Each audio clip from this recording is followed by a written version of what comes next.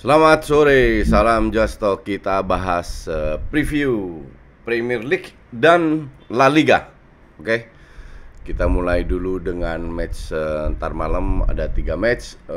Lihat laptop gue. West Ham, MU dulu. Mulai dengan itu. MU ini sudah 3 kali kalah di kandang lawan tim dari London. Crystal Palace, Spurs, sama Arsenal. Oke. Dan kembali ketemu West Ham, klub keempat dari London yang bermain away. Kita tahu bahwa MU memiliki track record yang cukup bagus away. Tapi MU sekarang juga masih tidak konsisten. Oke. Apalagi lihat gayanya permainan West Ham yang cenderung sangat fisikal. Kemarin sudah kalah lawan PSG. Jadi sekarang mereka harus bisa memotivasi lagi pemainnya agar tampil full lah. Yang gue pertanyakan, apakah dia memaksa 11 pemain terbaik yang dia selalu turunkan? Karena hari Rabu ketemu Red Bull. Dan ya, ini pemain MU ini beruntung belum mengalami banyak cedera. Jadi pemain-pemainnya masih semua praktis fit lah. Pogba sudah bisa dimainin. Nah, hanya dari pemain inti ya, cuman Luke Shaw aja yang nggak ada. Tapi kalau pemain yang sama-sama terus dimainin tiap minggu, seminggu 2 kali ya berat juga lama-lama. Seperti yang dialami Liverpool. Nah, gue lihat MU dengan pemikiran masih di Red Bull, ini tidak akan menjadi match yang gampang. Kalau di atas kertas jelas West Ham kalah kualitas. Tapi Crystal Palace, MU, Spurs dan Arsenal pun juga kalah kualitas. Dan buktinya mereka kalah juga. Cuman West Ham ini curi angka lawan Spurs di detik-detik akhir. Jadi ini bukan tim yang bisa diremehkan. Mereka tidak akan parkir bis karena mereka bermain cukup atraktif lah. Hanya ya kadang suka error. Gol-golnya itu sering gol error. Makanya berada di awal-awal sih masih bagus. Cuman kita ngelihat konsistensinya. Gue lihat West Ham akan turun dari rankingnya sekarang. Jadi ini akan menurut gue pertandingan yang seru. Kalau seandainya seri pun jangan kaget. Nah, kalau bikin blunder-blunder itu setengah peluang ketemu Bruno Fernandes, Rashford, itu bisa selesai. Sementara performa pemain depan MU pun nggak bagus-bagus amat. Justru sekarang lebih ngandelin Bruno sebagai pemain yang kasih assist dan juga pemain yang cetak gol. But anyway, ini akan menjadi match seru. Pasti gue tonton. Nextnya Chelsea Leeds. Leeds ini dari sisi permainan bagus. Chelsea ini kan lagi meningkat. Oke. Sekarang kalau Chelsea 1-2 match kalah, bounce back-nya gimana? Tapi harusnya tim seperti Chelsea ini dengan kualitas yang dia miliki bisa jadi pesaing musim ini untuk Liverpool dan Man City. Sudah mendekati lah. Hanya 3 tim itu yang pasti masuk UCL. Hanya Lampard ya gitu, terlalu juga mengandalkan 11 pemain yang dia inginkan. Dan selalu Mason Mount, Tammy dan Reece James yang bermain. Ya, untuk gue masih tanda tanya besar. Leeds itu dari sisi permainan bagus, cuman finishingnya itu bapuk banget. Apalagi yang namanya Bamford itu butuh 2000 peluang untuk bisa cetak 1 gol. Kayak lawan Arsenal harusnya mereka menang. Begitu baik peluang, tapi akhirnya seri.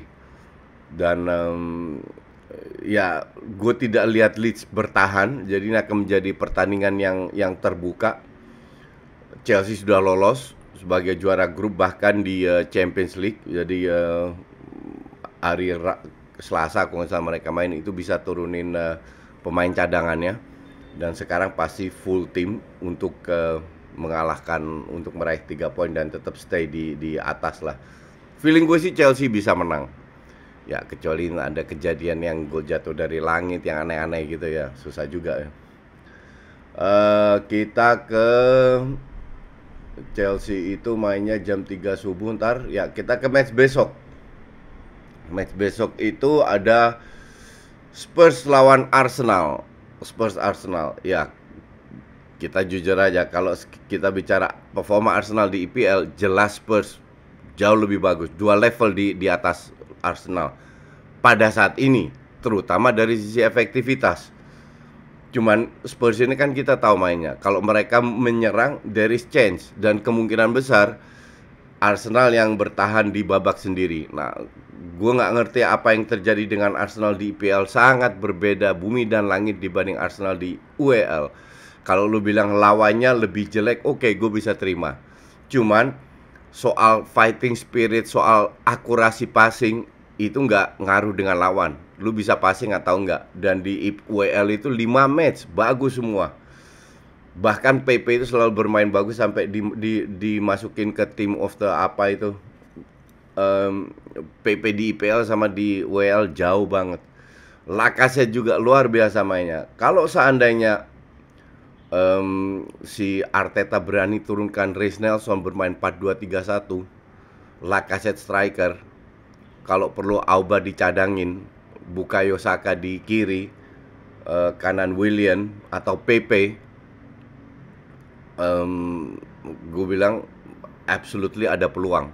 Sekarang kan bukan karena bagusnya Spurs atau tidak, karena lebih apakah Arsenal bisa kembali main normal aja.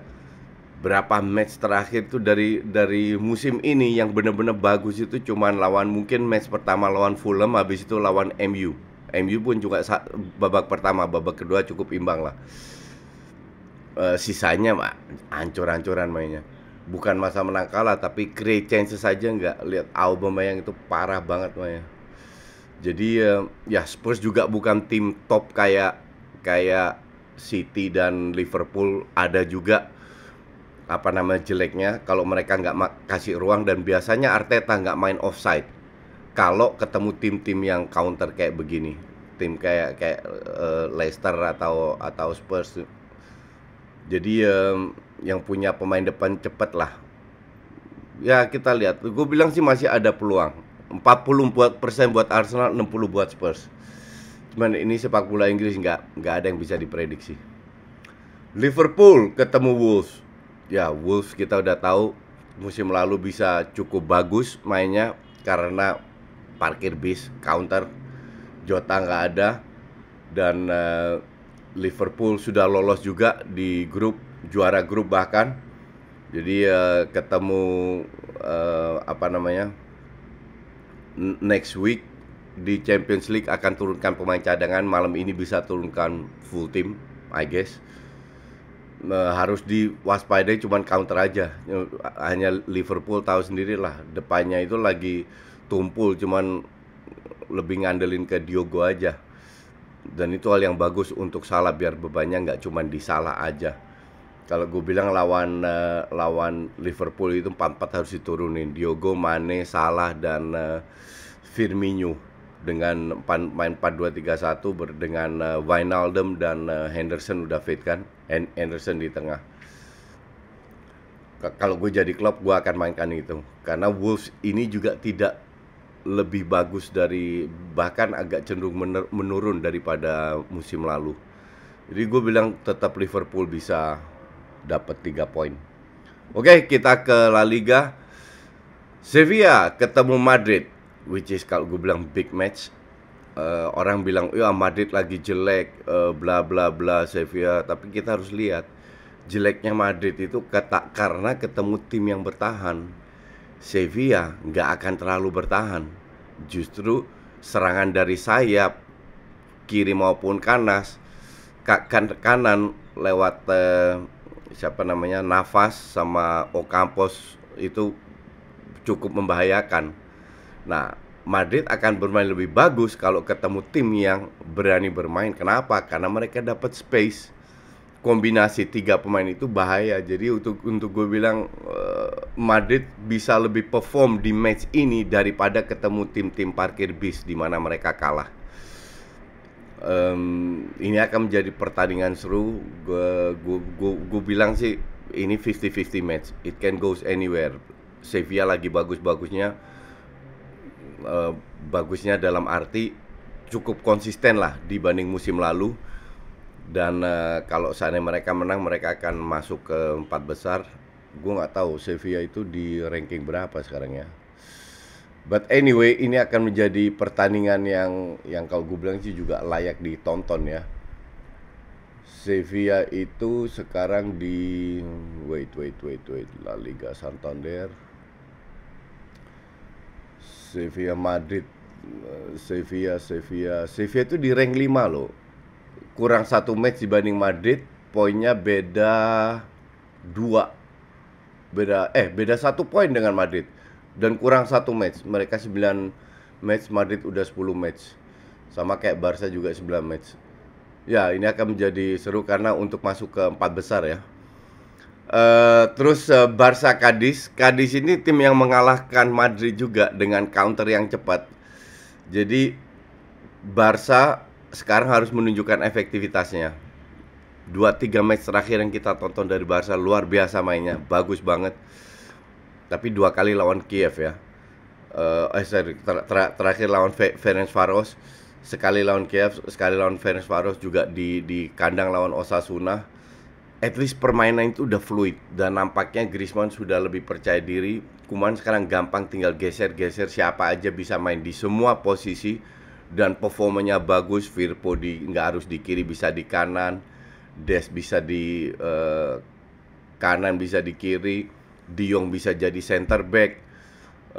Pedri bisa main di tengah. Dembele bisa di kiri, bisa di kanan. Griezmann bisa striker, bisa di belakang. Pergantian posisi itu luar biasa. Tinggal sekarang konsisten. Kalau seandainya main bagus lagi dan menang lawan Cadiz yang berada di ranking 6, dilewatin.